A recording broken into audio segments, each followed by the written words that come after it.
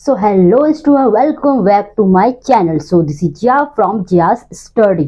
तो आज हम करने वाले हैं क्वेश्चन नंबर 3 फ्रॉम एक्सरसाइज 4.1. ठीक है. So question number 2 previous class हम कवर कर चुके हैं.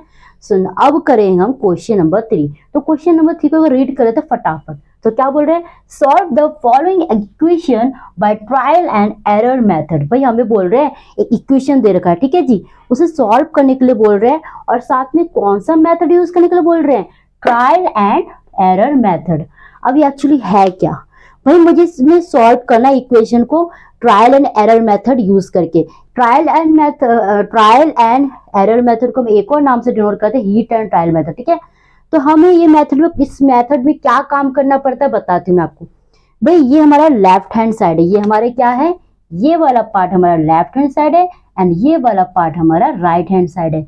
हमें कुछ इसमें वेरिएबल कौन सा पहले ही बताओ, p is a variable, right. तो पूरे क्वेश्चन में p इज अ वेरिएबल.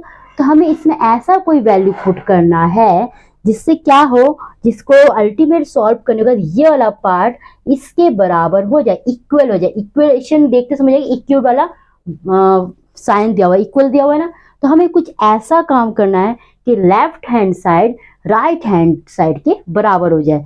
ठीक है. इससे पहले क्वेश्चन हमें गिवन था कि p की वैल्यू क्या, ये 1 पुट करना है, x की वैल्यू 2 पुट करना है, y की वैल्यू 3 पुट करना है. ऐसे ऐसे हमें दे रखे थे, लेकिन यहाँ ऐसा कुछ दे नहीं रखा. तो यही हमें काम करना है कि हमें खुद से p की वैल्यू ऐसा पुट करना है जिसके करने से, जिसको सिंप्लीफाई करने से हमारा अल्टीमेट आंसर 17 के बराबर हो. अगर हुआ तो ये ओके, यस, ठीक है.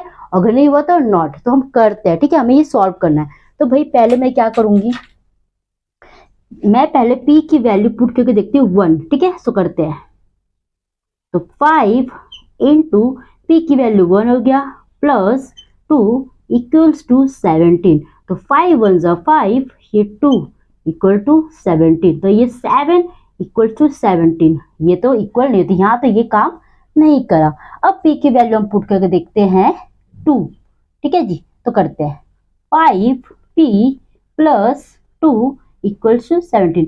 आपको पता है ना, वेरिएबल और कोफिशिएंट के बीच में किस चीज का साइन है, मल्टीप्लाई. जब उनको मल्टीप्लाई करते हैं, कोई नंबर को वेरिएबल से मल्टीप्लाई करते हैं तो ये इस लुक में आता है, तो ये इसी लुक में है. ठीक है जी, क्लियर. तो अब हम करेंगे 5 मल्टीप्लाई की p की वैल्यू क्या है 2 प्लस 2 इक्वल्स टू 17. 5 2 जा 10 प्लस 2 इक्वल्स टू 17. तो 10 प्लस 2 12 इक्वल्स टू 17. भाई ये भी यहाँ काम नहीं करा. क्या काम नहीं करा कि p की वैल्यू 1 पुट करा तो भी काम नहीं करा, p की वैल्यू 2 पुट करा तो भी काम नहीं करा. अब करते हैं p की वैल्यू 3 पुट करके चेक करते हैं. ठीक है जी. 5p plus 2 equals to 17. तो 5 मल्टीप्लाई p की वैल्यू 3 प्लस 2 इक्वल्स टू 17. ठीक है. तो 5 3 जा 15 प्लस 2 इक्वल्स टू 17. तो ये क्या, 15 प्लस 2 क्या हो गया 17. 15 16 17 इक्वल्स टू 17. भाई यहाँ तो ये काम हो गया था, left hand side equals to right hand side हो गया है ना. ठीक है, समझ आ रहे हैं. तो आपको क्या करना अल्टीमेटली, देयरफॉर हम ये लिखेंगे कि p की वैल्यू क्या पुट करें, p की वैल्यू 3 पुट करेंगे. ठीक है. तो यहाँ इस वाले वैल्यू से ये सेटिस्फाई हो गया. क्लियर, चीज समझ आ रहा है आपको. एक और आप काम कर सकते थे, मैं आपको एक और चीज बता दूं, ये भी एक तरीका है. अब या फिर आप लेफ्ट हैंड साइड को साथ में लेते चलो और इसको अल्टीमेटली साइड इसको साथ में लेके नहीं चलना, लेकिन मैंने साथ साथ में लेके चला है ताकि आपको कंफ्यूजन ना रहे. तो भैया यहाँ 17 आ गया, यहाँ भी 17 था ही, तो ये दोनों आपस में बराबर हो गए. ठीक है. तो हीट एंड ट्रायल मेथड के लिए p वैल्यू इज p की वैल्यू 3 से सेटिस्फाई हो पा रहा है. ठीक है. सो इसी का पार्ट 2 भी हम कवर कर लेते हैं. तो नेक्स्ट क्वेश्चन हमारा है पार्ट 2.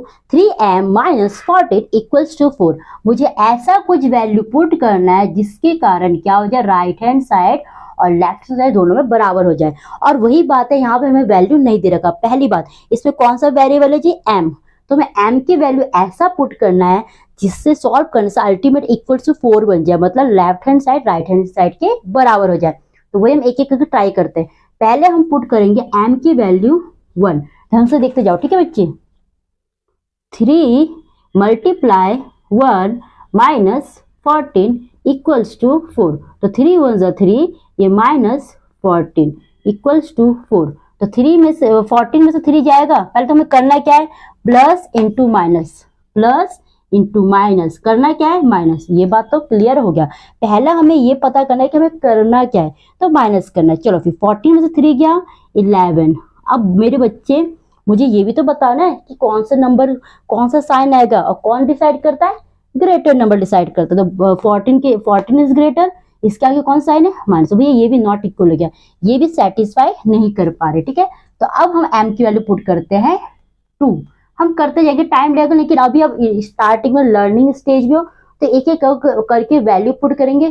फिर जब ज्यादा एक्सपर्टाइज हो जाएंगे क्वेश्चंस में, तो आप खुद ही मतलब समझ पाएंगे, अंदाजा लगा पाएंगे, आप कंक्लूड कर पाओगे दैट कि भाई यहाँ पर ये पुट करने से ये काम हो जाएगा, यहाँ ये सेटिस्फाई हो जाएगा, क्योंकि इतने सारे क्वेश्चन आप कर चुके होंगे। तो अभी हम स्टार्टिंग स्टेज में, तो मैं आपको आपके तरीके से एक एक करके समझाती हूँ, ठीक है।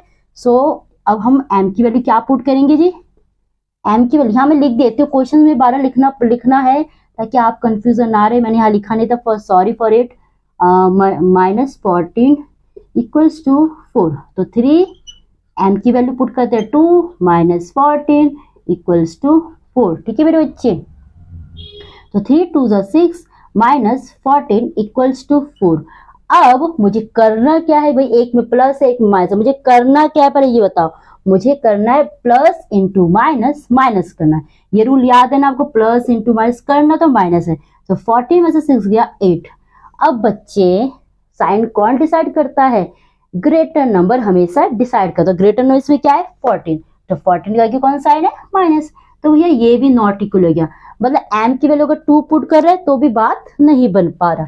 सो अब करते हैं हम m की वैल्यू 3, ठीक है। सो 3m माइनस 14 इक्वल्स टू 4। ये होता है प्रेजेंटेशन, एग्जाम में इन डिटेल देना होता है। ये क्वेश्चन नंबर 4, ये एग्जाम में 5 मार्क्स का आ गया, 4 मार्क्स का आ गया, तो अब शॉर्टकट नहीं चल सकता, आपको एक एक करके स्टेप दिखाना है, ठीक है।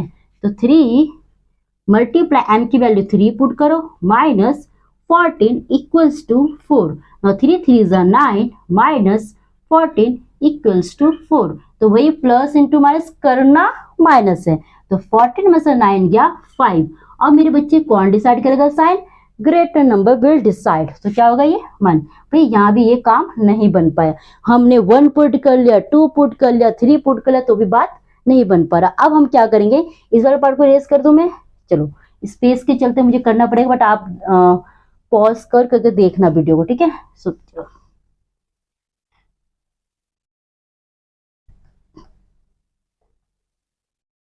तो अब हम m की वैल्यू पुट करके देखते हैं 4, ठीक है बच्चे। तो 3 मल्टीप्लाई 4 माइनस 14 इक्वल्स टू 4।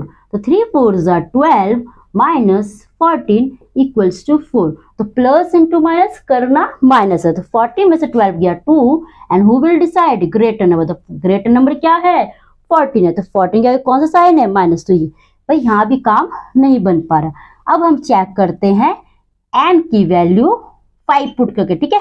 सो करते हैं 3m माइनस 14 इक्वल्स टू 4।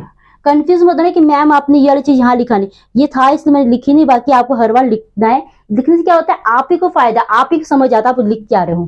तो 3 मल्टीप्लाई m की वैल्यू 5 माइनस 14 इक्वल्स टू 4। तो 3 5 ज़ा 15 माइनस 14 इक्वल्स टू 4। तो 15 में से 4 गया 1, ठीक है। सो ये 4, ये भी भैया बात नहीं बन पा रहा, ठीक है। वही काम था कि प्लस माइनस माइनस करना है, ग्रेटर नंबर डिसाइड कर, 15 इज ग्रेटर, इसके आगे कुछ साइन है तो क्या डिनोट करा प्लस, तो 1। यहाँ ये भी बात नहीं बन पा रहा। Now we will use m equal to 6। तो इसमें करते हैं 3m माइनस 14 इक्वल्स टू 4। तो 3 मल्टीप्लाई 6 माइनस 14 इक्वल्स टू 4। तो 3 6 ज़ा 18 माइनस 14 इक्वल्स टू 4। तो अब 18 में से 14 गया 4, तो भाई ये तो बात बन गया। मतलब देयरफॉर कौन सा वैल्यू पुट करेंगे, तो m की वैल्यू क्या पुट करें 6, तभी ये सेटिस्फाई हो पाएगा।